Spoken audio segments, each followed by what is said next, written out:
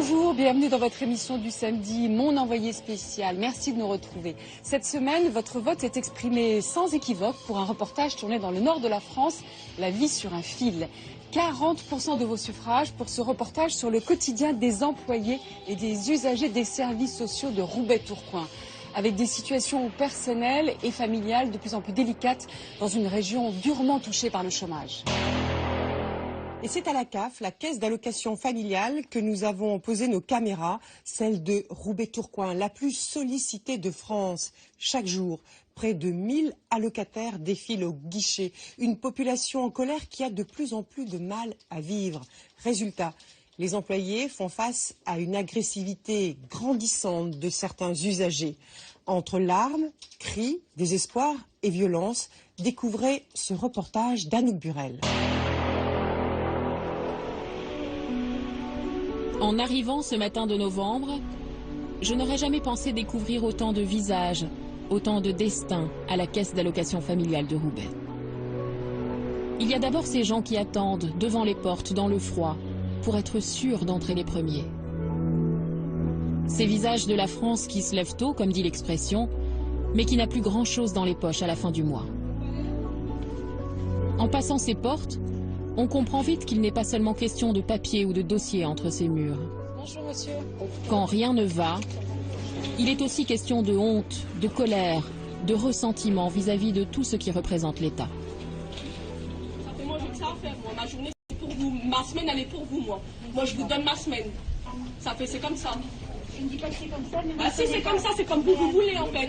On vient comme des chiens 4-5 fois par semaine, comme vous voulez. Moi j'arrête pas de crier. Recevez correctement les gens. Recevez correctement les gens. Si vous voulez me faire revenir lundi prochain, vous me faites revenir lundi prochain. C'est comme vous voulez, vous aimez bien vous jouer avec les gens. On vient 3 fois, tout le monde le sait, je suis venu 3 fois cette semaine, il y a vous qui êtes putés. Non, musique. Les gens qui attendent après l'aide de l'État, eh ben, ils sont reçus comme des moins que rien parce qu'on attend après eux forcément. Donc on n'a pas voilà, on n'est pas vu comme des gens qui travaillent, qui ont une vie sociale, ouais. On n'est pas vu comme ça, nous on est vu comme des cassos, on attend après notre, alors que c'est pas le cas du tout. C'est pas le cas du tout. Je pense que dans cette salle-là, il y a plus d'une personne qui a fait des études. Malheureusement, on a eu des enfants, on est obligé d'arrêter de travailler ou les études ou n'importe quoi. Moi j'ai 24 ans, j'ai pas 34 ans ou j'ai pas 40 ans, j'ai 24 ans. Je suis à mon deuxième enfant, le jour où il va être un peu plus grand, il va rentrer à l'école, je vais reprendre une vie active. Je suis pas une cassos, je suis pas quelqu'un qui attend après leurs 400 ou leurs 500 € pour vivre. Il faut arrêter de nous cataloguer comme... on n'est pas ça du tout. On n'est pas ça du tout, on n'attend pas après eux. Pourtant, si elle est venue, c'est parce que ses allocations n'ont pas été versées. Pour l'instant, elle ne peut pas vivre sans les aides de l'État. Comme ça, s'il manque quelque chose, on aura tout ici. Et le paiement, vous l'aurez sur le compte que vous nous avez donné. D'accord. La responsable la rassure, tout va bien se passer dans son dossier. Ok. Bon, bah, c'est impeccable. Bon, bah, je vous remercie. Au revoir. La jeune mère repart avec le sourire, comme si rien ne s'était passé. Personne ne l'a remarqué. Il est 9 h du matin, à la caisse d'allocation familiale de Roubaix.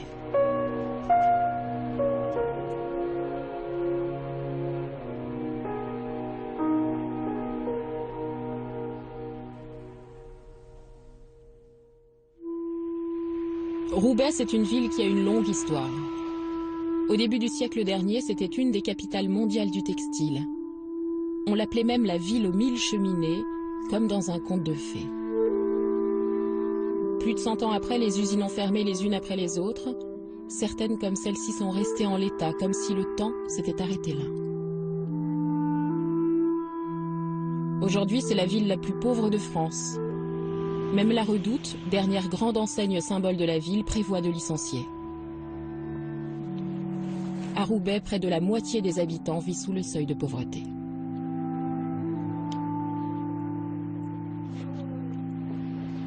La caisse d'allocation familiale du Nord est la plus sollicitée de France. Ici, c'est le cœur de la ville, comme si elle avait remplacé les patrons des usines. Dans le Nord, 3,5 milliards d'euros sont versés chaque année dans ces vies cassées, brisées par les crises économiques.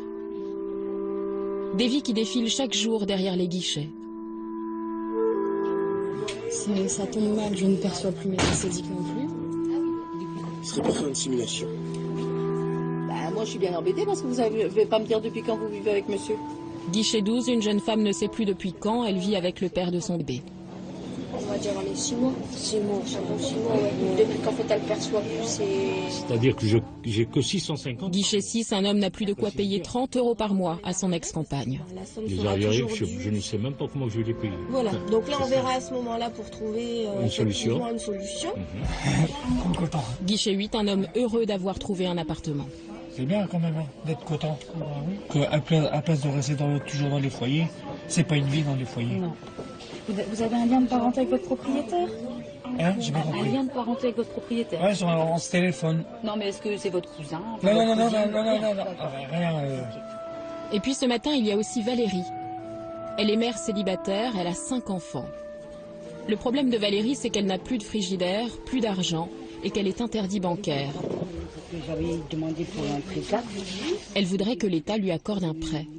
Donc il faut attendre la réponse de la Banque de France. Comment je fais, moi? J'ai quand même mis 50. Parce que là, apparemment, la dette de la CAF, elle est soldée, mais il existe toujours un dossier de surendettement. Mais des gens Tant qu'il y a... voilà. Par contre, s'il y a un dossier de surendettement, il n'y aura pas de prêt au niveau de la CAF. C'est parce que j'ai demandé à la Banque de France, vous n'avez pas refusé pour des frais. Si vous avez toujours un dossier en Banque de France, on ne vous prêtera pas un prêt équipement ménager. Merci, je vous remercie beaucoup. Je vous en prie, madame. Au revoir. Le prêt est refusé, Valérie trouve que c'est injuste et repart de son côté. La CAF, c'est toute sa vie. Le RSA, les allocations familiales, l'allocation logement, l'allocation parents isolés, les primes de rentrée. Cela fait 21 ans qu'elle ne vit que des prestations sociales. La première fois que je l'ai rencontrée, en fait, c'était la veille, avec son médecin de famille, le docteur Lamar. C'est le doc, ça va? Il s'est passé quoi? Elle vit dans une petite maison payée par les aides au logement.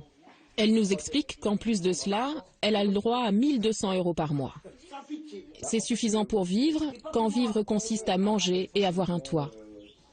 Pour le reste, Valérie a appris à se débrouiller. Vous avez acheté beaucoup de meubles grâce à la CAF? J'avais acheté 2 lits superposés, mais ça remonte à combien de temps? Il y a longtemps. Il y a longtemps. Et là après c'est des amis qui bon, et ben voilà, j'ai acheté. D'accord. Mes placards sont pleins, j'ai rien à dire. Ils sont remplis mes placards. Ah ouais. Ils sont remplis. Quand je touche, à manger pour mes enfants. C'est la priorité. Et après mes factures, c'est pas prélèvement. Mais il y a des moments, j'ai envie de faire un plaisir à le coiffeur. J'ai jamais été coiffeur de ma vie. Ah ouais? Et jamais de ma vie. S'il n'y a plus la CAF, vous faites quoi, vous? Je sais pas. Ah, c'est inenvisageable. On peut même pas, c'est pas imaginable. S'il n'y a plus la CAF, c'est des Roms. Ils deviennent comme des Roms. Ils sont sur le trottoir. Sa fille aînée de 21 ans ne trouve pas de travail. Elle voudrait être femme de ménage. Je sais pas quoi dire. Son fils Brandon a arrêté l'école et sa formation professionnelle. Il a 18 ans, il est déjà père et déjà chômeur. Mais c'est dur de trouver du boulot? Non, c'est pas dur. Il y en a, mais après, c'est avec le casier judiciaire. Ah, t'as un casier judiciaire? Ouais. C'est dur à trouver du travail avec un casier. Et qu'est-ce que t'as fait? Moi, j'ai des petites conneries quand j'étais petit. T'as fait quoi? Vol, dégradation. C'est tout. Ouais. Il prend l'aide judiciaire. Brandon, depuis qu'il est petit, personne n'a de travail autour de lui. Le docteur Lamar a exercé près de 20 ans dans ce quartier, l'un des plus pauvres de Roubaix. Aujourd'hui, la majorité de ses patients survit grâce aux aides de l'État, mais ce n'était pas toujours le cas. En fait, quand je me suis installé il y a 20 ans, la situation n'était pas comme ça. Il y avait encore beaucoup de gens qui travaillaient. Moi, j'étais dans le quartier de l'Omelay, qui était très proche de la Lénière, et il y avait énormément de gens qui travaillaient là. Et donc j'ai assisté à sa fermeture et à la précarisation des gens qui n'ont jamais retrouvé de travail, en fait. Jamais retrouvé de travail. Et donc les mômes sont élevés dans une ambiance qui n'a rien à voir avec l'ambiance de travail, où on se lève le matin, on va travailler, on rentre le soir, on est fatigué. Et ça dure depuis 3 générations. Là. On en est à la 3e génération qui voit ça. En traversant ces rues, il me fait remarquer que même les commerçants se sont adaptés aux tout petits revenus des gens. C'est des prix, c'est jamais vu ailleurs, quoi. En fait, les gens, bah, regardez là, 2 kilos de beefsteak, 20 euros. Voilà. 2 kilos de viande hachée, 12 euros. Ce qui fait qu'en fait, bah, les gens sont un peu condamnés à rester ici parce que dès qu'ils sortent de la ville, quand ils vont ailleurs, ils se rendent compte qu'il y a un problème rien qu'avec les prix. Ça va, chef? Nous arrivons chez Pascal, un père de famille de 50 ans. Il a 5 enfants. Ce jour-là, c'est sa petite fille qui est malade. C'est pour ça qu'elle a mal. Elle le prend bien, le bébé à l'heure? Ah ouais, elle le prend bien. Elle ne refuse pas trop? Question de médicaments, baby à l'heure, elle le prend bien. Il vit avec 1200 € par mois, 700 € de salaire parce qu'il travaille et 500 € de RSA et d'allocation familiale. Il ne se plaint pas. Moi, je ne vis pas comme un malheureux, mais j'essaie de m'en sortir, de me sortir un peu la tête de l'eau, parce que c'est vrai qu'à ce moment, on gagne, on travaille beaucoup, et c'est vrai qu'on ne voit jamais la tête, on voit jamais le bout de la fin. Si vous êtes licencié, vous y bah, arrivez moi, plus. je vais faire n'importe quoi. Ah ouais, je vais péter un câble, là, c'est sûr. Parce que vous trouvez à travailler à 50 ans, vous allez trouver à travailler à 50 ans. Le petit dernier de la famille, c'est Jordi, le filleul de Pascal. En discutant, j'apprends qu'il vit ici parce que ses parents n'y arrivaient plus financièrement. Pascal est donc devenu son tuteur légal. Dans la voiture, le médecin m'explique qu'aller chez le docteur à la fin du mois est un luxe que tout le monde ne peut plus s'offrir ici. Si on est en fin de mois et qu'ils doivent sortir, qu'il y a 3 gosses de malades, ça fait 20 € quoi, de tiers payant mutuel. Et les 20 € en fin de mois, ça les fait vraiment chier de les sortir, quoi. Parce qu'ils savent qu'ils vont pas être remboursés tout de suite. Donc ils les perdent en fait. Qu'est-ce que vous en pensez? Ça vous déprime ou... Bah, non, ça me déprime pas, parce que ça fait longtemps que c'est comme ça. C'est les actes gratuits, ou les actes payés aux 2 tiers seulement. C'est des trucs que vivent tous les médecins ici. Hein. Un jour, une mère lui a apporté un chèque de 6,90 € à débiter le mois d'après. À Roubaix, si les prestations sociales n'existaient pas, la moitié de la ville ne s'en sortirait pas. J'ai retrouvé Pascal au petit matin à 7 h à la gare de Roubaix. Il est agent d'entretien. Et ici, il y a quelqu'un, Monsieur Jean, qui lui rappelle la chance qu'il a de ne pas tomber plus bas. Qu'est-ce que tu vois de beau aujourd'hui, Jean? Il n'a pas fait trop froid cette nuit. Non? Comme vous voyez, Monsieur Jean, là, c'est un SDF. Quand vous voyez ça, ça nous donne à réfléchir aussi. J'aurais été quelqu'un d'autre, à part que je suis maintenant, j'aurais peut-être être comme lui. Vous savez, vous dites ça, vous? Ouais, je me mets ça. Monsieur Jean touche le RSA, 490 € par mois, mais cela ne suffit pas. Je voudrais bien reprendre le travail, moi ça ne me dérangerait pas. Puisque j'ai mon diplôme de nettoyage, seulement ils me disent trop vieux. Vous aimeriez bien faire comme Monsieur Blou? Ah bah pourquoi pas, je vais le faire. Bonjour, ça va?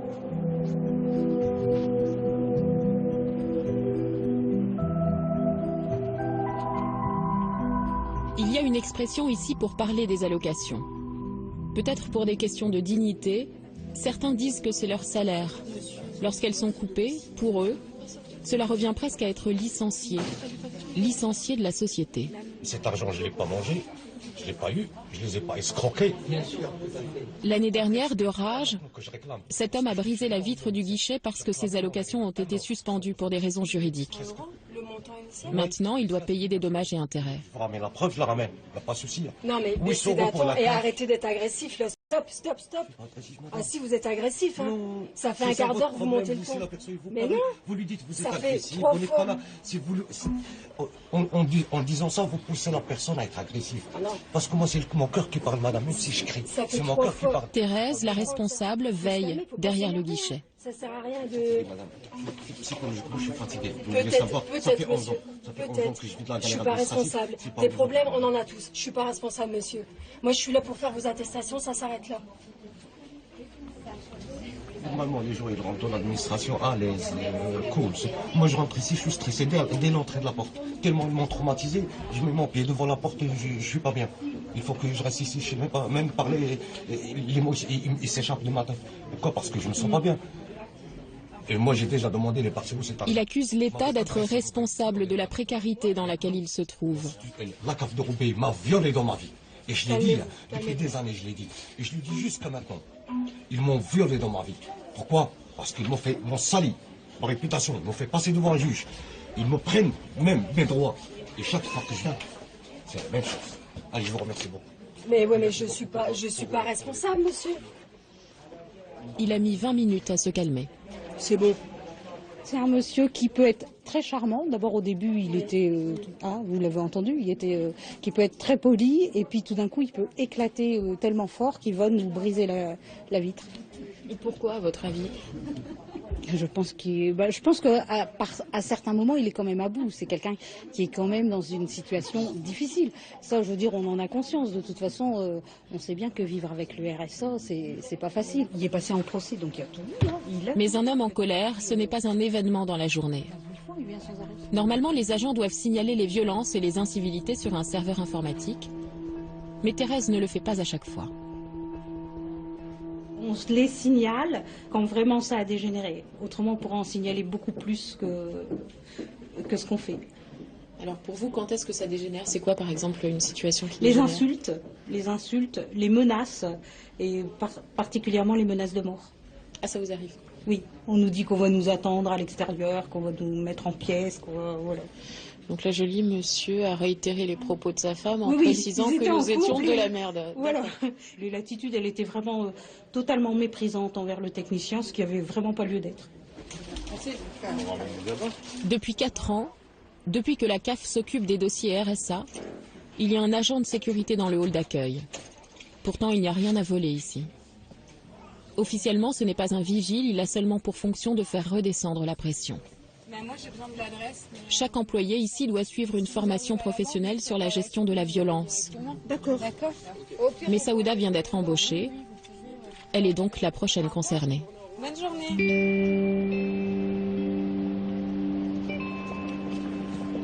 Je la retrouve le lendemain matin à la gare de Lille. Dans le train, en discutant, j'apprends qu'elle a connu elle-même le chômage et la précarité pendant 2 ans avant de trouver du travail à la caisse d'allocation familiale. Prochain arrêt, le 15. Vous avez été de l'autre côté du guichet? J'ai été de l'autre côté du guichet. Je pense que tout le monde peut être de l'autre côté du guichet. C'est très facile de tomber très bas, surtout maintenant. Après, on les comprend parce que forcément, j'ai jamais été fortunée. Forcément, je viens d'un milieu... mon père était ouvrier. Enfin, voilà, quoi. Enfin, on les comprend. Enfin, et puis, j'ai bien été élevée. Donc voilà, j'essaie d'être compatissante, quoi. Pendant 2 jours, elle va rejoindre d'autres agents d'accueil comme elle qui découvrent le métier et les allocataires. Ils travaillent tous dans les différents sites de la CAF du Nord. C'est la personne avec qui vous êtes, qui s'approche trop de vous. Comment on peut lui dire gentiment, écarte-toi? Oui, tout à fait. Il n'y a pas manière gentille. J'ai quelqu'un là qui est en face. Le formateur, Yann, veut leur apprendre les bases de la communication, celles que l'on apprend dans toutes les entreprises. En échangeant. Vous souhaitez voir un technicien pour que vos dossiers... Je veux plus voir un technicien, je vous l'ai dit, le responsable, le technicien... À sa demande, Taha, employé de la CAF de Lille, va jouer l'allocataire énervé. Technicien, appelez, le téléphone, il est là. Hein. Je vais demander à une personne de vous recevoir et pour qu'il vous explique ce qu'il en est de votre situation. Ça fait 3 fois que je vois, 3 fois. Il n'a pas compris, lui. Hein. Monsieur, il n'a pas compris, celui-là, il travaille ici, il n'a pas compris. Vous essayez de me prendre à mon propre piège, c'est-à-dire... Le formateur est embarrassé. En fait, les méthodes classiques ne correspondent pas à leur réalité. Non, c'est pas évident. J'en suis tout à fait conscient. Quand on reçoit quelqu'un comme ça, nous, c'est simple. C'est monsieur, vous me parlez autrement. De toute façon, je vous enregistre, vous passez au technicien. C'est pas parce qu'on est ferme avec quelqu'un qu'on est agressif, forcément. Alors, vous habitez à L'Isle-et-la-Noire. C'est ça. Attends, tu peux attendre 2 secondes, il y a mon pote. Entre les lignes, les jeunes agents sont en train de lui expliquer que les codes ont changé. Le tutoiement, Est-ce que ça vous choque? Moi, ils me tutoient, les allocataires. Mais Saouda? Non. Maintenant, les allocataires, ils vous tutoient tout le temps. D'accord. C'est pas possible d'appliquer une théorie. C'est Pas pas dans toutes les possible. situations. Mais dans certaines situations, j'imagine, je suppose qu'on peut appliquer peut-être à... À Neuilly? Non, peut-être. Est-ce la société ou bien les allocataires qui ont changé? Eux sont trop jeunes pour répondre à cette question. Alors je suis allée voir Magid, qui travaille depuis 27 ans à la CAF de Roubaix. C'est un homme calme, discret, qui a toujours voulu garder le contact avec les réalités les plus dures de sa ville. Une fois par semaine, il tient une permanence dans un quartier difficile au pied des grands immeubles. Bonjour, si vous barrez, c'est comme si vous refusez. Il est seul, derrière son petit guichet, entre le bureau de poste et la photocopieuse. Il y a un enfant qui est né, c'est ça? Vous n'aviez pas déposé de dossier par rapport à la grossesse? Oui. La notification est déposée. Oui, déposez-le. Magid, c'est le service public de proximité qui voit défiler l'histoire de notre société. Les personnes n'ont pas changé, les demandes ont changé. Depuis la création du RMI en décembre 88, on a vu émerger une population qui n'était pas connue des CAF, qui était dans leur coin, ou qui avait tout simplement peut-être du travail, je ne sais pas, qui sont arrivés pour les personnes en rupture de ressources. On a commencé à avoir des personnes en rupture de ressources, où il fallait traiter la demande autrement, vu l'urgence.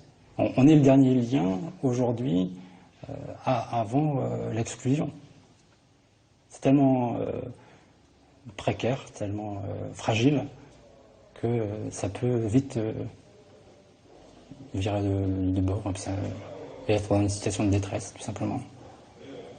Là, vous parlez pour tous les allocataires de la En CAF? général, bien sûr, en général.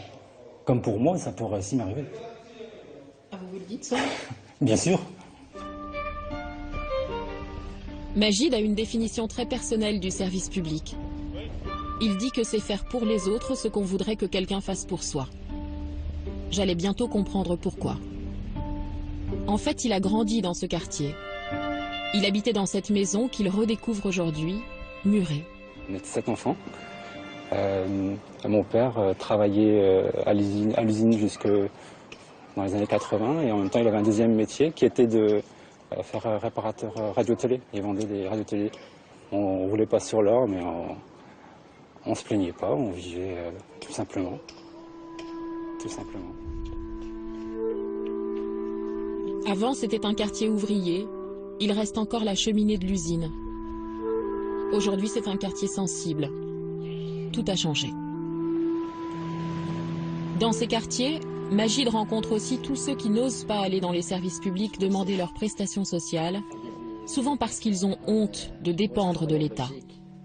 Depuis l'âge de mes 16 ans, j'ai vu comment... Parfois, il arrive à les convaincre de venir pour ouvrir leurs droits. Alors, qu'est-ce qui fait que vous faites une demande de RSA aujourd'hui? Pas de travail, chômage à fond, que ce soit en France, en Belgique. Vous avez déjà travaillé en Belgique? J'ai travaillé la plupart du temps en Belgique. D'accord. Donc là, je me suis toujours débrouillé seul. J'ai toujours cherché du boulot. Heureusement, j'ai la famille d'ailleurs. On s'entraide en famille, justement.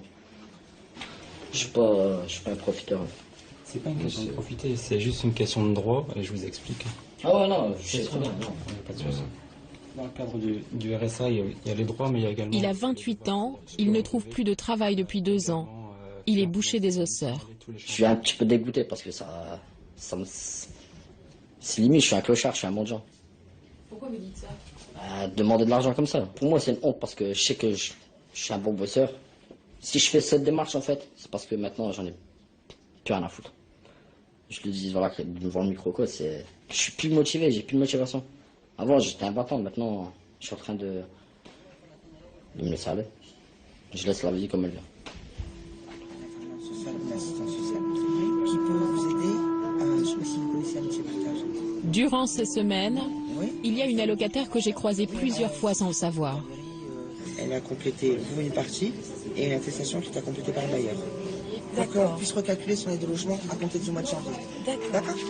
Et puis un jour, elle a eu envie de parler, de raconter son histoire. Elle s'appelle Estelle. Elle est employée de la CAF depuis 2007. Elle ne travaille plus à temps plein, mais son salaire est tellement bas qu'elle aussi touche le RSA. Vous touchez le RSA alors que vous bossez à la CAF. Ouais, exactement. Je suis bénéficiaire du RSA. C'est pas parce qu'on travaille à la CAF qu'on a des salaires mirobolants. Et c'est dur, vous, tous les jours ou... Alors, enfin, c'est... Là, par exemple, Financièrement, ouais, c'est catastrophique, bien sûr. Quand on prend ce que je gagne plus le RSA, quand on calcule aujourd'hui la vie entre le loyer, les assurances, l'école, j'ai une fille au collège, la nourriture, enfin la vie courante de tout le monde, quand on a 1080 €, bah, c'est pas évident de s'en sortir tous les mois, quoi. Mais bon, on n'a pas le choix, c'est comme ça. Là, on est le 26, qu'est-ce qui vous reste sur votre compte si Aujourd'hui, c'est pas trop indiscret? non, mais je vais vous le dire, zéro. Zéro. Au zéro. Parfois, au guichet, les gens lui disent qu'elle ne peut pas les comprendre, qu'elle est privilégiée. Il ne se doute pas que sa vie ressemble à la leur. 800 €, bien sûr. Le jour de sa paye, juste après le travail, Estelle file à la poste de son quartier retirer son argent en liquide. 760, 780. Là, j'ai retiré 800. Ce qui va me permettre de faire mon plein de courses, de payer la cantine de ma fille, puisque c'est tous les 3 mois. Après, je laisse des sous pour mon loyer et les factures, parce que j'ai un prélèvement tous les 5 pour le loyer, les factures et autres, le téléphone. Et puis après, on verra avec mon RSA qui va tomber. Donc on verra la suite, vers le 5 ou 7 en fonction. Non, je vais te dire ce que tu prends. Faire les courses, ce n'est pas anodin pour elle. Sa fille l'accompagne à chaque fois. Je prends les petits Suisses pour Nathan et les chocolats de mamie. Ça, c'est les tuyaux. Elles avancent toutes les deux dans les rayons comme s'il y avait une urgence ce soir-là. Bah, c'est la dèche des fois. Il n'y a rien à la maison? Non. Rien de rien? Ouais. J'allais voir les placards, quoi. Voilà. Tu pousses? Vous croisez des fois des allocataires? Oui, souvent. Vous avez presque la même vie, quoi. Je suis pas loin, la seule différence, c'est que j'ai un métier. Et qu'il y en a qui, malheureusement, n'en ont pas. Mais pour moi, il n'y en a pas de différence.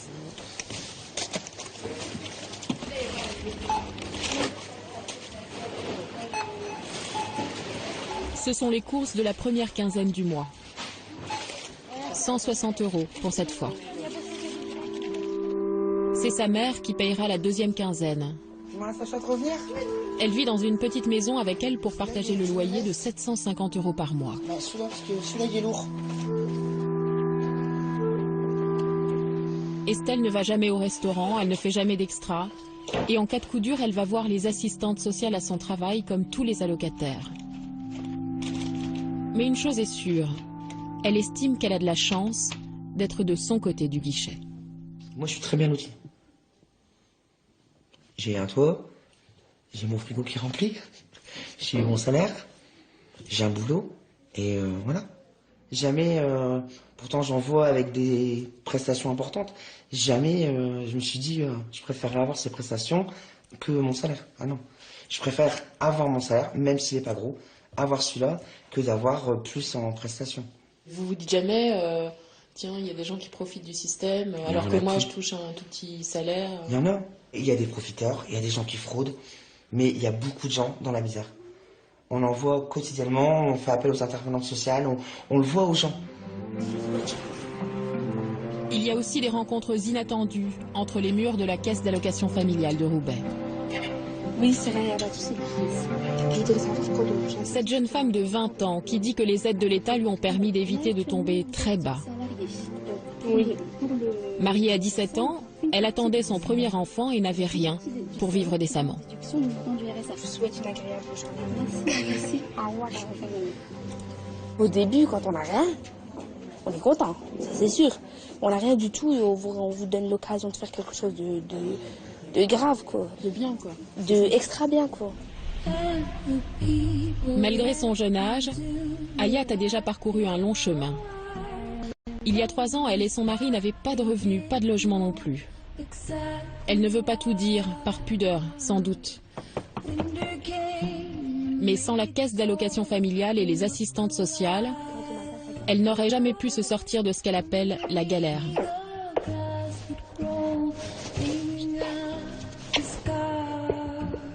Bah, au fait, ce dossier, c'est le dossier de la galère. Tu veux le voir? Ouais. Et comment tu faisais alors pour vivre? Bah, je calculais tout, comme une malade. 30 € légumes, 30 € ça, 30 € viande, c'était... Maintenant, je vais faire les courses. Déjà, le liquide, je ne retire plus, madame. J'ai plus la carte électron, madame. Donc, la carte électron, c'est la carte des pauvres. Donc, tu payes pas de frais pas beaucoup de frais pour ta carte. Donc, le malade, une carte Visa, hein, je peux payer avec à l'étranger. Maintenant, je rentre dans un magasin, madame, elle compte plus. Madame, elle paye, elle est contente, elle fait ce qu'elle veut. T'as tes courriers ici. Mais ce n'est pas le manque d'argent qui a été le plus difficile pour elle. C'était le regard de la société, dit-elle, de l'autre côté des guichets. Sous l'eau, un logement à 450 €. Eux, ce qu'ils voient dans leurs yeux, c'est une jeune qui n'a pas fait d'études, qui n'a rien fait. Souvent, quand tu tombes enceinte jeune, tu as flanqué ta vie en l'air. Donc, quand tu vas demander des choses, on a tendance à te regarder comme ça, des regards mesquins et tout ça, ou bien des regards de pitié. Mais tu veux pas, hein? Tu veux pas que les gens aient pitié de toi parce que tu sais que tu vas progresser. Parce que tu sais que tu vas t'en donner les moyens.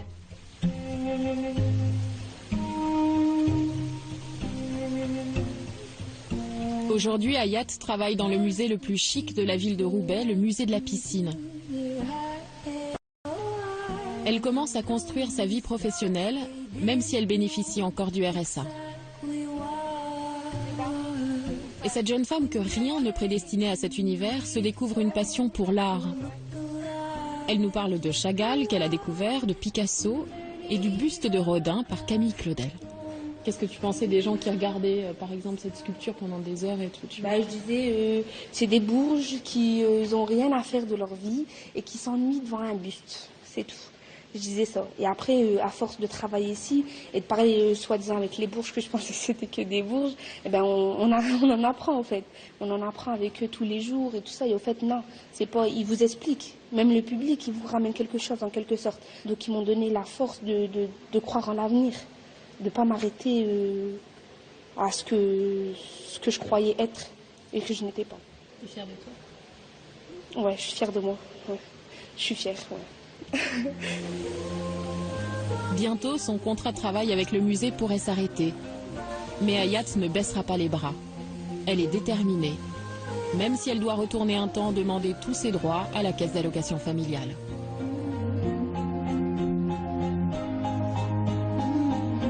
En quittant Roubaix, ce soir-là, j'emportais le souvenir de cette jeune femme et de tous ces allocataires qui se battent avec force pour défier la précarité.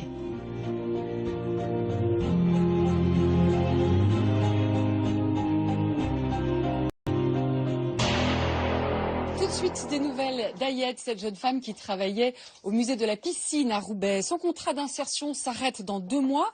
Elle souhaite ensuite démarrer une formation d'auxiliaire de vie. Ses allocations ont baissé, mais elle reste confiante dans l'avenir. Dernièrement, elle s'est passionnée pour une exposition consacrée à l'artiste Camille Claudel. Elle envisage même d'inscrire sa fille de 3 ans aux ateliers artistiques organisés par le musée. Et puis vous avez beaucoup réagi à ce reportage et notamment à la situation des employés. Vous écrivez à propos d'Estelle, cet agent qui travaille à la CAF et qui vit aussi grâce au RSA. Vous dites cette vidéo démontre qu'il ne faut pas se fier aux apparences. Cette femme est une fonctionnaire. On peut croire qu'elle a une bonne situation financière alors que c'est tout le contraire. Alors justement maintenant, des nouvelles d'Estelle. La première diffusion de ce reportage a changé des choses pour elle. Elle nous a confié que le regard des usagers sur le travail des employés de la CAF a évolué. Mais par ailleurs, elle nous dit avoir remarqué une hausse des incivilités. Selon elle, toujours, la situation est de plus en plus tendue au guichet, avec un nombre grandissant d'allocataires. Alors que s'est-il passé à la CAF de Roubaix-Tourcoing depuis la première diffusion de ce reportage? Eh bien, fin mars, le personnel a exercé un droit de retrait. Les guichets ont été fermés au public durant 4 jours après qu'un agent ait subi des insultes. Enfin, le site Roubaix-Tourcoing, c'est son nom désormais, voit comme l'ensemble des sites de France progresser le nombre d'allocataires de 1 à 2% par an. Autre réaction sur Facebook, vous écrivez « La CAF, pour communiquer avec elle, c'est digne du parcours du combattant. Quand on est salarié, il faut prendre des congés, c'est ubuesque. » Eh bien, sachez qu'à partir du 22 juin prochain, pour être reçu à un guichet du site Roubaix-Tourcoing, il faudra prendre un rendez-vous sur Internet. Un dispositif qui a déjà été expérimenté dans plusieurs villes, comme Dunkerque, Lille, et qui a pour objectif de réduire, selon l'administration, les files d'attente et donc les tensions au guichet. Alors pour les syndicats et certains employés, cela pose problème à tous ceux qui n'ont pas Internet et tous ceux qui ne savent pas l'utiliser. Enfin, il souligne que les délais pour être accueillis risquent donc de s'allonger. Enfin, vous avez également réagi sur Facebook pour dénoncer la fraude. Vous écrivez « Notre système social de santé est arrivé au pied du mur. La cause, les abus de certains qui profitent du système. » Alors pour répondre à cette question, juste une comparaison sur les chiffres de la fraude sociale. La fraude aux prestations familiales représenterait autour d'1 milliard d'euros par an.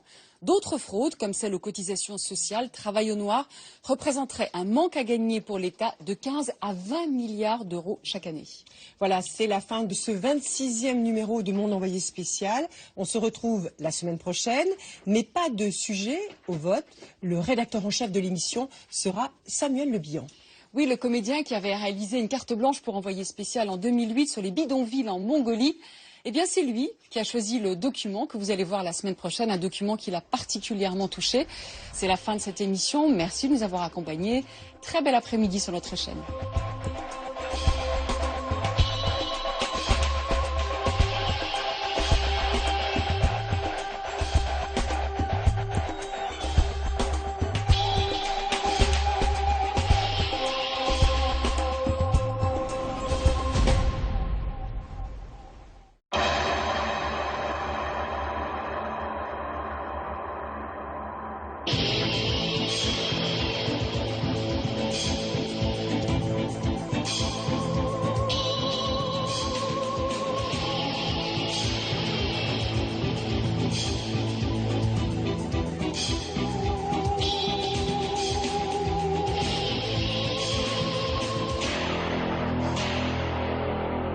Bonjour, bienvenue dans votre émission du samedi, Mon Envoyé spécial. Merci de nous retrouver. Cette semaine, votre vote est exprimé sans équivoque pour un reportage tourné dans le nord de la France, La vie sur un fil.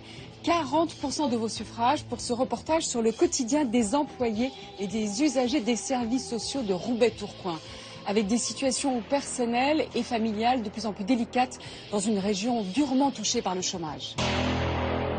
Et c'est à la CAF, la caisse d'allocation familiale, que nous avons posé nos caméras, celle de Roubaix-Tourcoing, la plus sollicitée de France. Chaque jour, près de 1000 allocataires défilent au guichet. Une population en colère qui a de plus en plus de mal à vivre. Résultat, les employés font face à une agressivité grandissante de certains usagers. Entre larmes, cris, désespoir et violence, découvrez ce reportage d'Anouk Burel. En arrivant ce matin de novembre, je n'aurais jamais pensé découvrir autant de visages, autant de destins à la caisse d'allocation familiale de Roubaix. Il y a d'abord ces gens qui attendent devant les portes dans le froid pour être sûrs d'entrer les premiers. Ces visages de la France qui se lèvent tôt, comme dit l'expression, mais qui n'a plus grand-chose dans les poches à la fin du mois. En passant ces portes, on comprend vite qu'il n'est pas seulement question de papier ou de dossier entre ces murs. Bonjour monsieur. Quand rien ne va, il est aussi question de honte, de colère, de ressentiment vis-à-vis de tout ce qui représente l'État. Ça fait moi j'ai que ça à faire, moi. Ma journée c'est pour vous, ma semaine elle est pour vous, moi. Moi je vous donne ma semaine. C'est comme ça. Je ne dis pas que c'est comme ça, mais... Ah si c'est comme ça, c'est comme vous voulez en fait. On vient comme des chiens 4-5 fois par semaine comme vous voulez. Non, j'arrête pas de crier. Recevez correctement les gens. Recevez correctement les gens. Si vous voulez me faire revenir lundi prochain, vous faites revenir lundi prochain. C'est comme vous voulez, vous aimez bien vous jouer avec les gens. On vient 3 fois, tout le monde le sait, je suis venu 3 fois cette semaine, la bouche, être puté. Non, musique. Les gens qui attendent après l'aide de l'État, eh ben, ils sont reçus comme des moins que rien parce qu'on attend après eux forcément.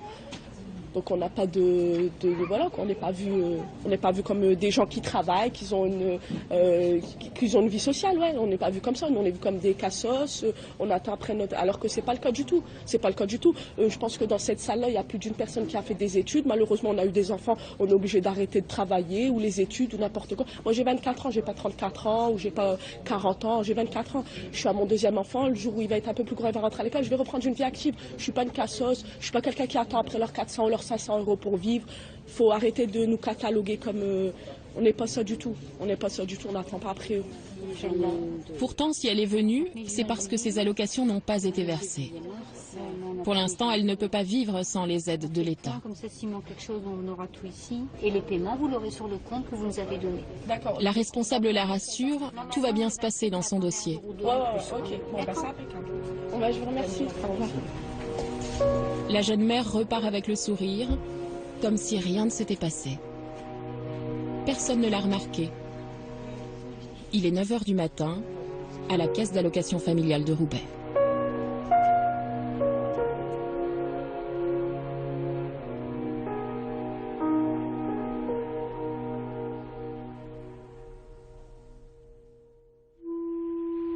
Roubaix, c'est une ville qui a une longue histoire. Au début du siècle dernier, c'était une des capitales mondiales du textile. On l'appelait même la ville aux 1000 cheminées, comme dans un conte de fées. Plus de 100 ans après, les usines ont fermé les unes après les autres. Certaines comme celle-ci sont restées en l'état, comme si le temps s'était arrêté là. Aujourd'hui, c'est la ville la plus pauvre de France. Même la Redoute, dernière grande enseigne symbole de la ville, prévoit de licencier. À Roubaix, près de la moitié des habitants vit sous le seuil de pauvreté.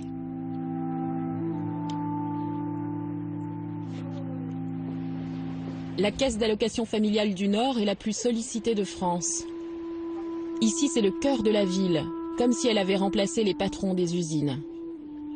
Dans le Nord, 3,5 milliards d'euros sont versés chaque année dans ces vies cassées. Est-ce la société ou bien les allocataires qui ont changé? Eux sont trop jeunes pour répondre à cette question. Alors je suis allée voir Magid, qui travaille depuis 27 ans à la CAF de Roubaix. C'est un homme calme, discret, qui a toujours voulu garder le contact avec les réalités les plus dures de sa ville. Une fois par semaine, il tient une permanence dans un quartier difficile au pied des grands immeubles. Bonjour, si vous barrez, c'est comme si vous refusez. Il est seul, derrière son petit guichet, entre le bureau de poste et la photocopieuse. Il y a un enfant qui est né, c'est ça? Vous n'aviez pas déposé de dossier par rapport à la grossesse? La notification est déposée.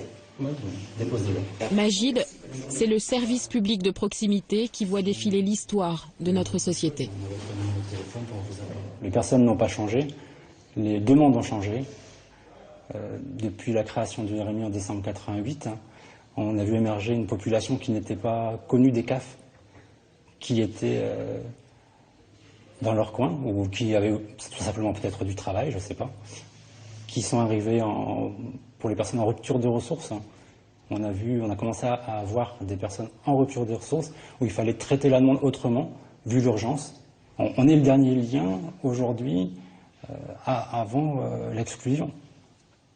C'est tellement précaire, tellement fragile que ça peut vite virer de bord et être dans une situation de détresse, tout simplement. Là, vous parlez pour tous les allocataires de la En CAF? général, bien sûr, en général. Comme pour moi, ça pourrait aussi m'arriver. Ah, vous le dites, ça? Bien sûr. Magid a une définition très personnelle du service public. Il dit que c'est faire pour les autres ce qu'on voudrait que quelqu'un fasse pour soi. J'allais bientôt comprendre pourquoi. En fait, il a grandi dans ce quartier. Il habitait dans cette maison qu'il redécouvre aujourd'hui, murée. On était 7 enfants. Mon père travaillait à l'usine jusque dans les années 80 et en même temps il avait un deuxième métier qui était de faire réparateur radio-télé. Il vendait des radio-télé. On ne roulait pas sur l'or, mais on ne se plaignait pas, on vivait tout simplement. Tout simplement. Avant, c'était un quartier ouvrier. Il reste encore la cheminée de l'usine. Aujourd'hui, c'est un quartier sensible. Tout a changé. Dans ces quartiers, Magid rencontre aussi tous ceux qui n'osent pas aller dans les services publics demander leurs prestations sociales, souvent parce qu'ils ont honte de dépendre de l'État. Depuis l'âge de mes 16 ans, j'ai vu comment... Parfois, il arrive à les convaincre de venir pour ouvrir leurs droits. Alors, qu'est-ce qui fait que vous faites une demande de RSA aujourd'hui? Pas de travail, chômage à fond, que ce soit en France, en Belgique. Vous avez déjà travaillé en Belgique? J'ai travaillé la plupart du temps en Belgique. D'accord. Donc là, je me suis toujours débrouillé seul. J'ai toujours cherché du boulot. Heureusement, j'ai la famille d'ailleurs. On s'entraide en famille, justement. Je suis pas un profiteur. C'est pas une question de profiter, c'est juste une question de droit, et je vous explique. Ah ouais, non, je sais très bien. Pas de souci. Dans le cadre du RSA, il y a les droits, mais il y a également... Il a 28 ans, il ne trouve plus de travail depuis 2 ans. Il est boucher des osseurs. Je suis un petit peu dégoûté parce que ça me... C'est limite, je suis un clochard, je suis un mendiant. Pourquoi vous dites ça? Demander de l'argent comme ça. Pour moi, c'est une honte parce que je sais que je suis un bon bosseur. Si je fais cette démarche, en fait, c'est parce que maintenant, j'en ai plus rien à foutre. Je le dis, voilà, devant le micro, quoi, c'est... Je suis plus motivé, j'ai plus de motivation. Avant, j'étais un battant, maintenant, je suis en train de me laisser aller. Je laisse la vie comme elle vient. Qui peut vous aider, je sais pas si vous connaissez Amitié Partage. Durant ces semaines, il y a une allocataire que j'ai croisée plusieurs fois sans le savoir. Elle a complété pour une partie et une attestation qui est complétée par le bailleur. D'accord. On puisse recalculer son aide de logement à compter du mois de janvier. D'accord. Et puis un jour, elle a eu envie de parler, de raconter son histoire. Elle s'appelle Estelle. Elle est employée de la CAF depuis 2007. Elle ne travaille plus à temps plein, mais son salaire est tellement bas qu'elle aussi touche le RSA. Vous touchez le RSA alors que vous bossez à la CAF? Ouais, exactement. Je suis bénéficiaire du RSA. C'est pas parce qu'on travaille à la CAF qu'on a des salaires mirobolants. Et c'est dur, vous, tous les jours ou... Alors, c'est... Financièrement, c'est catastrophique, bien sûr. Quand on prend ce que je gagne plus le RSA, quand on calcule aujourd'hui... Brisée par les crises économiques. Des vies qui défilent chaque jour derrière les guichets. Ça tombe mal, je ne perçois plus mes anesthésiques non plus. Ce serait pour faire une simulation. Moi, je suis bien embêtée parce que vous ne pouvez pas me dire depuis quand vous vivez avec monsieur. Guichet 12, une jeune femme ne sait plus depuis quand elle vit avec le père de son bébé. On va dire les 6 mois. 6 mois, ouais. Depuis qu'en fait elle perçoit plus, C'est-à-dire que j'ai que 650. Guichet 6, un homme n'a plus de quoi payer 30 € par mois à son ex-compagne. Les arriérés, je ne sais même pas comment je vais les payer. Voilà, donc là on verra à ce moment-là pour trouver une solution. Guichet 8, un homme heureux d'avoir trouvé un appartement. C'est bien quand même d'être content. À place de rester toujours dans les foyers, c'est pas une vie dans les foyers. Non. Vous avez un lien de parenté avec votre propriétaire? Hein, j'ai pas compris. Un lien de parenté avec votre propriétaire? Ouais, on se téléphone. Non, mais est-ce que c'est votre cousin? Non. Rien. Et puis ce matin, il y a aussi Valérie. Elle est mère célibataire, elle a 5 enfants. Le problème de Valérie, c'est qu'elle n'a plus de frigidaire, plus d'argent et qu'elle est interdit bancaire. J'avais demandé pour un prêt ça.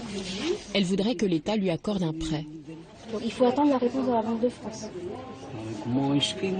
J'ai quand même mis 50. Parce que là, apparemment, la dette de la CAF, elle est soldée, mais il existe toujours un dossier de surendettement. Mais des gens Par contre, s'il y a un dossier de surendettement, il n'y aura pas de prêt au niveau de la CAF. C'est parce que j'ai demandé à la Banque de France, vous n'avez pas refusé pour des frais. Si vous avez toujours un dossier en Banque de France, on ne vous prêtera pas un prêt équipement ménager. Merci, je vous remercie beaucoup. Je vous en prie, madame. Au revoir. Le prêt est refusé, Valérie trouve que c'est injuste et repart de son côté. La CAF, c'est toute sa vie. Le RSA, les allocations familiales, l'allocation logement, l'allocation parents isolés, les primes de rentrée. Cela fait 21 ans qu'elle ne vit que des prestations sociales. La première fois que je l'ai rencontrée, en fait, c'était la veille, avec son médecin de famille, le docteur Lamar. C'est le doc, ça va? Il s'est passé quoi? Elle vit dans une petite maison payée par les aides au logement. Elle nous explique qu'en plus de cela, elle a le droit à 1 200 € par mois. C'est suffisant pour vivre, quand vivre consiste à manger et avoir un toit. Pour le reste, Valérie a appris à se débrouiller. Vous avez acheté beaucoup de meubles grâce à la CAF? Ben, j'avais acheté 2 lits superposés, mais ça remonte à combien de temps? Il y a longtemps. Il y a longtemps. Et là, après, c'est des amis qui me vendent. Et ben voilà, j'ai acheté. D'accord. Mes placards sont pleins, j'ai rien à dire. Ils sont remplis, mes placards. Ah ouais. Ils sont remplis. Quand je touche, à manger pour mes enfants. C'est la priorité. Et après, mes factures, c'est pas prélèvement. Mais il y a des moments, j'ai envie de faire un plaisir à le coiffeur. Jamais de coiffeur de ma vie.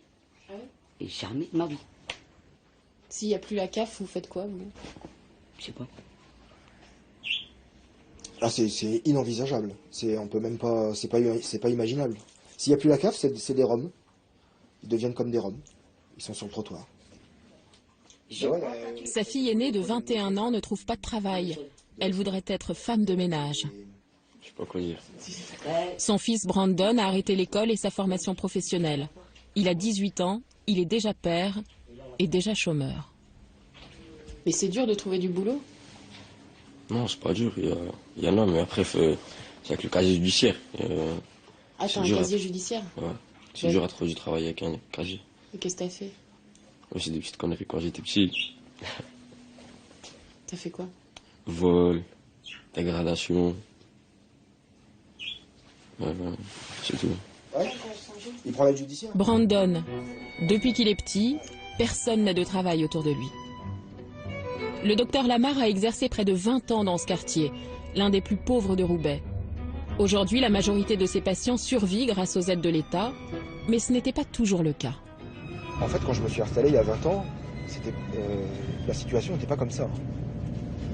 Il y avait encore beaucoup de gens qui travaillaient. Moi, j'étais dans le quartier de l'Omelay, qui était très proche de la Lénière. Il y avait énormément de gens qui travaillaient là. Et donc j'ai assisté à sa fermeture.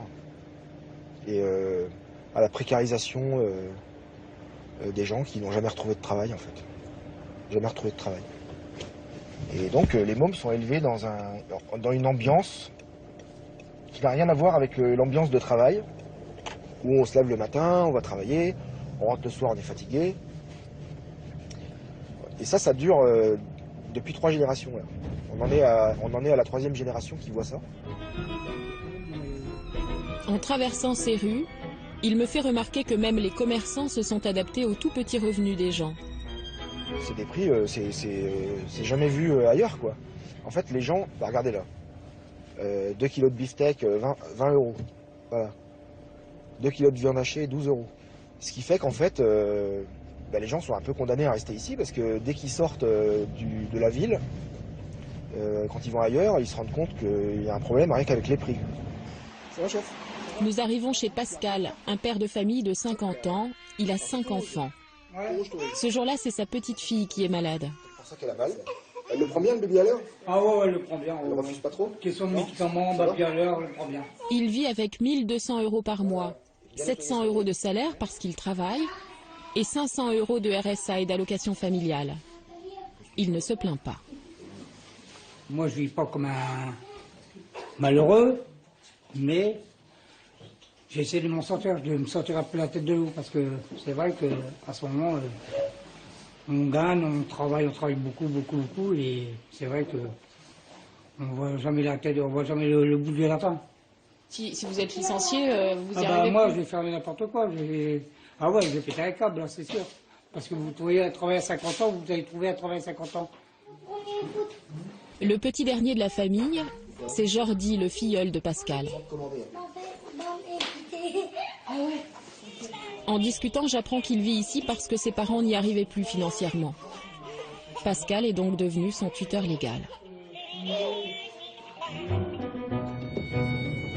Dans la voiture, le médecin m'explique qu'aller chez le docteur à la fin du mois est un luxe que tout le monde ne peut plus s'offrir ici. Si on est en fin de mois et qu'ils doivent sortir, qu'il y a 3 gosses de malades, ça fait 20 € quoi, de tiers payant mutuel. Et les 20 € en fin de mois, ça les fait vraiment chier de les sortir, quoi. Parce qu'ils savent qu'ils vont pas être remboursés tout de suite. Donc ils les perdent en fait. Qu'est-ce que vous en pensez? Ça vous déprime ou... Non, ça me déprime pas, parce que ça fait longtemps que c'est comme ça.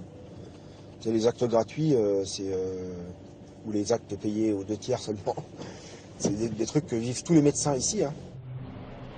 Un jour, une mère lui a apporté un chèque de 6,90 € à débiter le mois d'après. À Roubaix, si les prestations sociales n'existaient pas, la moitié de la ville ne s'en sortirait pas.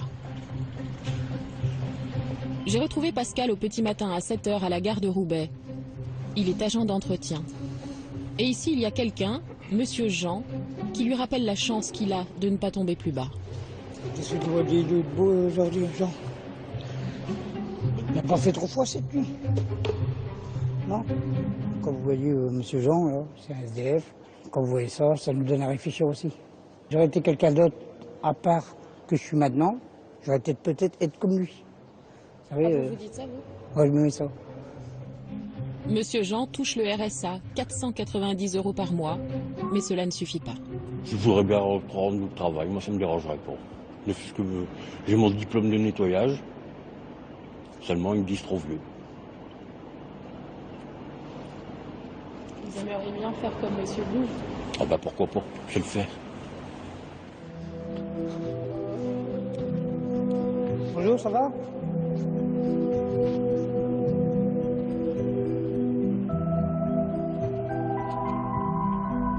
Il y a une expression ici pour parler des allocations.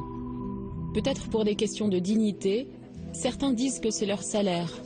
Lorsqu'elles sont coupées, pour eux, cela revient presque à être licencié de la société. Cet argent, je ne l'ai pas mangé, je ne l'ai pas eu, je ne les ai pas escroqués. L'année dernière, de rage, cet homme a brisé la vitre du guichet parce que ses allocations ont été suspendues pour des raisons juridiques. Maintenant, il doit payer des dommages et intérêts. Il faut ramener la preuve, je la ramène, il n'y a pas de souci. Non mais baissez d'un ton et arrêtez d'être agressif. Là. Stop. Ah si, vous êtes agressif. Hein. Ça fait un quart d'heure que vous montez le ton. Mais non. Vous lui dites, vous êtes ça agressif, fait 3 vous n'êtes fois. pas là. Si vous, en disant ça, vous poussez la personne à être agressive. Parce que moi, c'est mon cœur qui parle, madame, même si je crie. C'est mon cœur qui parle. Thérèse, la responsable, veille derrière le guichet. Ça sert à rien de... Madame, psychologiquement, je suis fatigué. Vous devez savoir, ça fait 11 ans. Ça fait 11 ans que je vis de la galère administrative. Je suis pas responsable. Des problèmes, on en a tous. Je suis pas responsable, monsieur. Moi, je suis là pour faire vos attestations, ça s'arrête là. Normalement, les gens, ils rentrent dans l'administration à l'aise, cool. Moi, je rentre ici, je suis stressé dès l'entrée de la porte. Tellement ils m'ont traumatisé, je me mets en pied devant la porte et je suis pas bien. Il faut que je reste ici, je ne sais pas, même parler, les mots, ils s'échappent du matin. Pourquoi? Parce que je me sens pas bien. Et moi, j'ai déjà demandé les parties où c'est. Il accuse l'État d'être responsable de la précarité dans laquelle il se trouve. La CAF de Roubaix m'a violé dans ma vie. Et je l'ai dit, depuis des années, je l'ai dit. Et je le dis jusqu'à maintenant. Ils m'ont violé dans ma vie. Pourquoi? Parce qu'ils m'ont sali ma réputation. Ils m'ont fait passer devant un juge. Ils me prennent même mes droits. Et chaque fois que je viens, c'est la même chose. Allez, je vous remercie beaucoup. Mais ouais, mais je suis pas responsable, monsieur. Il a mis 20 minutes à se calmer. C'est bon. C'est un monsieur qui peut être très charmant. D'abord, au début, il était, vous l'avez entendu, qui peut être très poli, et puis tout d'un coup, il peut éclater tellement fort qu'il va nous briser la vitre. Et pourquoi, à votre avis? Je pense qu'à certains moments, il est quand même à bout. C'est quelqu'un qui est quand même dans une situation difficile. Ça, je veux dire, on en a conscience. De toute façon, on sait bien que vivre avec le RSA, c'est pas facile. Il est passé en procès, donc il y a tout vu. Hein. Mais un homme en colère, ce n'est pas un événement dans la journée. Normalement, les agents doivent signaler les violences et les incivilités sur un serveur informatique. Mais Thérèse ne le fait pas à chaque fois. On se les signale quand vraiment ça a dégénéré. Autrement, on pourra en signaler beaucoup plus que ce qu'on fait. Alors pour vous, quand est-ce que ça dégénère? C'est quoi par exemple une situation qui les dégénère? Les insultes, les menaces, et particulièrement les menaces de mort. Ah, ça vous arrive? Oui, on nous dit qu'on va nous attendre à l'extérieur, qu'on va nous mettre en pièces, voilà. Donc là, je lis, monsieur a réitéré les propos de sa femme en précisant que nous étions de la merde. Voilà. L'attitude, elle était vraiment totalement méprisante envers le technicien, ce qui n'avait vraiment pas lieu d'être. Depuis 4 ans, depuis que la CAF s'occupe des dossiers RSA, il y a un agent de sécurité dans le hall d'accueil. Pourtant, il n'y a rien à voler ici. Officiellement, ce n'est pas un vigile, il a seulement pour fonction de faire redescendre la pression. Moi, j'ai besoin de l'adresse. Chaque employé ici doit suivre une formation professionnelle sur la gestion de la violence. D'accord. Mais Saouda vient d'être embauchée. Elle est donc la prochaine concernée. Bonne journée.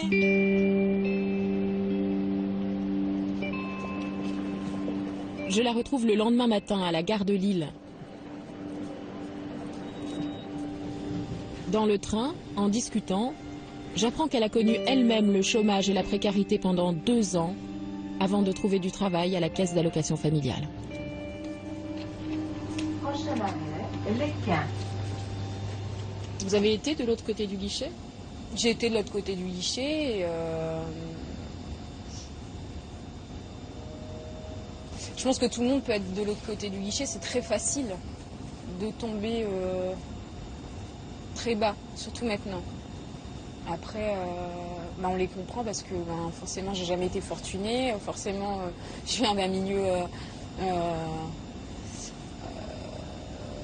mon père était ouvrier, enfin voilà, quoi. Enfin, on les comprend. Enfin, et puis j'ai bien été élevée, donc voilà, j'essaie d'être compatissante, quoi. Pendant 2 jours, elle va rejoindre d'autres agents d'accueil comme elle qui découvrent le métier et les allocataires. Ils travaillent tous dans les différents sites de la CAF du Nord. C'est la personne avec qui vous êtes, qui s'approche trop de vous. Comment on peut lui dire gentiment, écarte-toi? Oui, tout à fait. Il n'y a pas d'argent Bon, j'ai quelqu'un là qui est en face. Le formateur, Yann, veut leur apprendre les bases de la communication, celles que l'on apprend dans toutes les entreprises. En échangeant. Vous souhaitez voir un technicien pour que vos dossiers... Je veux plus voir un technicien, je vous l'ai dit, le responsable, le technicien... À sa demande, Taha, employé de la CAF de Lille, va jouer l'allocataire énervé. Technicien, appelez, le téléphone, il est là. Hein. Je vais demander à une personne de vous recevoir et pour qu'il vous explique ce qu'il en est de votre situation. Ça fait 3 fois que je vois, 3 fois, il n'a pas compris, lui. Hein. Monsieur, il n'a pas compris, celui-là, il travaille ici, il n'a pas compris. Vous essayez de me prendre à mon propre piège, c'est-à-dire... Le formateur est embarrassé. En fait, les méthodes classiques ne correspondent pas à leur réalité. Non, c'est pas évident, j'en suis tout à fait conscient. Quand on reçoit quelqu'un comme ça, nous, c'est simple. C'est monsieur, vous me parlez autrement, de toute façon, je vous enregistre, vous passez au technicien. C'est pas parce qu'on est ferme avec quelqu'un qu'on est agressif, forcément. Alors, vous habitez à Lys-les-Lannoy. C'est ça. Attends, tu peux attendre 2 secondes, il y a mon pote. Entre les lignes, les jeunes agents sont en train de lui expliquer que les codes ont changé. Le tutoiement, est-ce que ça vous choque? Moi, ils me tutoient, les allocataires. Mais Saouda? Non. Non, les allocataires, ils vous tutoient tout le temps. D'accord. C'est pas possible d'appliquer une théorie. Pas dans toutes les situations. Mais dans certaines situations, j'imagine, je suppose qu'on peut appliquer peut-être à... À Neuilly? Non, peut-être.